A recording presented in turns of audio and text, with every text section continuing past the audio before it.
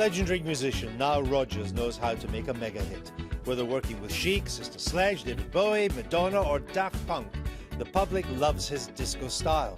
So did Nile just get lucky? Or does he have a knack for knowing what the public likes? Politicians would love to know Nile's secret. Try as they might, no party seems to get everyone nodding in unison. And as the election inches closer, can anyone find a policy that's popular with voters? Ed Miliband thinks so, hoping Labour will go top of the charts thanks to the student vote, promising to cut tuition fees to £6,000 a year. So is this a sensible policy or just playing to the gallery? Let me just say this directly to Britain's young people. I made you a promise on tuition fees. I will keep my promise. It's hard to know what the public really wants. According to Nick Clegg, it's TV election debates. David Cameron disagrees, hoping they don't care if he doesn't turn up. So, everybody dance. Well, that's easier said than done. Whether in pop or politics, how do you please the public and make it to number one? And Nile Rodgers joins us now. Welcome to the show. It's great to see you. Thank you very much. Now, throughout this long career, did you set out to write hits, or did you just write what you liked to write and it turned out to be really popular? That's probably more correct. I mean, of course, in your heart, you're trying to do hits. I mean, you're certainly not trying to write flops.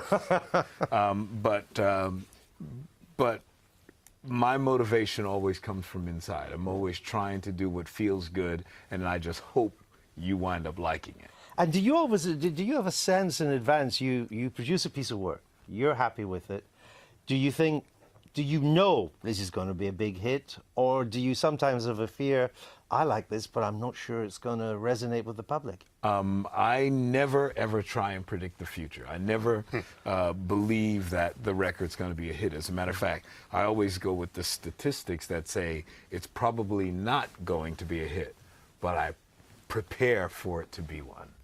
So you know what I'm saying? I don't have the type of ego that believes simply because I wrote it and simply because I love it, that I believe the people are unilaterally going to like it too. I just hope that they do. And sometimes I'm right, but most of the time I'm wrong. Yeah, well, you've been right often enough to have a lot of hits. I'm right enough times to make enough money to afford to come over here and hang out with you guys. And there is something about your music too, which I think explains its huge success, because I've always been a huge fan of all the music that you've done. And in a way, it's a bit like The Simpsons, the cartoons, and that is that it seems quite simple, but it's actually quite complex. Now I feel like, yes, you're absolutely right. You're on point. It's the essence of what we do is almost like high wire walkers, right? You know, they make it look like they're about to fall off. So it does take a lot of technical expertise to do what we do. But the concept is to not try and show off. You're not trying to show like, yeah, I'm the greatest guitar player in the world, I'm the greatest bass player. You're trying to do something that touches people emotionally, but it does take a lot of technical facility to play the way we play. And I read that you used to be a jazz snob. I was. Modern jazz? Yeah, oh, big time. But big time. John Coltrane, Dave Brubeck. Of course, that's what I grew up with. Harold Gardner. Absolutely. My household was, I grew up with what they call modern jazz, bebop. Charlie Parker. Absolutely. Absolutely. But what happened was I had a girlfriend who worked at a jazz club, and in New York City, there was a policy when I was a kid of if you worked at a club, you had carte blanche at other clubs. Like that was the payback that a person would give you for having a job that paid no money. They'd let you come in and drink free. And we happened to walk into a disco and they were playing Donna Summer, I Love to Love You, Baby. And I had never heard anything like that, and my life changed in an instant. Really amazing. I bet you, though, that jazz background, it gave you a grounding in excellence. It made me incredibly disciplined. Yeah. My teacher used to say to me all the time, the only working definition of discipline that I need to know is discipline is the ability to delay gratification. which was like practice so you can get a lot better and people will appreciate what you do. When the huge disco phenomenon kind of petered out, there was a kind of reaction against disco. There was a kind of famous disco sucks sort of thing. Did you have to reinvent your music a bit after that? Well, that was probably the worst part of our lives, because up until then we were very successful not listening to other people. And when the disco sucks thing happened, we started to pay attention, and that was the worst thing we could have ever done. But I do want to say, thank God we had already signed our contract with Diana Ross, because had we not been signed, I'm not sure she would have gone ahead with the record, because the disco sucks backlash in America was horrible. I mean, we went from being heroes to persona non grata overnight. But we did her record, which was the biggest selling record of her life, and then we didn't get another hit until I wound up leaving the band and doing David Bowie Let's Dance. Wow.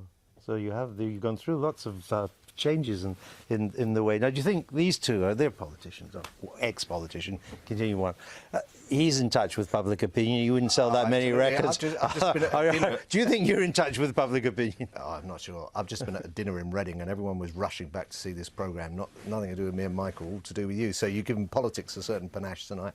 But I think you could see there in the Disco Sucks and changing your musical genre, perhaps a little parallel with New Labour in the early 80s. He's trying to milk it in politics. If a politician realises that actually, they're beyond their sell-by date and you need to change your approach, then you either carry on and just ignore it, or you adapt to the new mood. Michael. Well, I was thinking about that part of the conversation when we were talking about whether you know whether it's going to be a hit or not, and the parallel with politics there is, I think that is quite hard to know, or certainly it has been in recent decades. I think the Conservatives knew many years ago that selling people their council houses was going to be a hit. Yeah. I think we pretty much knew that. More recently, it's turned out to be a bit of a surprise that squeezing welfare is a kind of sure hit. And Yeah, because they never quite thought that might be popular. No, so some of these things It's develop. much harder. I'm sorry, we're on to things now that... No, it's quite all right, go ahead. Do not obsess you in your daily life, I don't Well, think. listen, you're on tour in this country, yeah? Yeah. Where? Not just yet. We'll be back on the 20th. Of March. Yes. To And you're release, in the major cities? they're fairly major. London, we'll be in London. We'll be in Leeds. We'll be in Manchester. We're going up north to Scotland. Well, you can't miss Scotland. Yeah, no. So it's going to be cool. We're releasing our new single on the vernal equinox. And, this year, you guys are going to have a total solar eclipse on the vernal That's equinox. right. I read that in the past. Okay. And so, we get to party a little bit longer. In the daytime, we turn day into night for a bit, and I can go black out the sun. And Well, as someone who's listened to your music for years and years, I never thought I'd get to interview you or talk to you. thank you very much. Great to see you. Appreciate Nile it. Rodgers. Cheers. Now, that's your lot for tonight, folks. We've got to try and see if we get some tickets out of Nile for the concert. But it's not just for us, because we're taking up Ed Miliband's challenge of any time, any place, anywhere. It's the Martini Challenge. Remember the commercial? OK, Miliband, this is our challenge. You're on. 45 minutes in Lulu's, on the dance floor. Bring your dancing shoes if you want to be showing up. The Blue Baby Sham is on ice. But we leave you tonight with a genuine scientific breakthrough recorded on the very latest brainwave monitors. Exclusive footage from inside Michael Portillo's actual daydreams. Nighty-night. Don't let legs and co bite.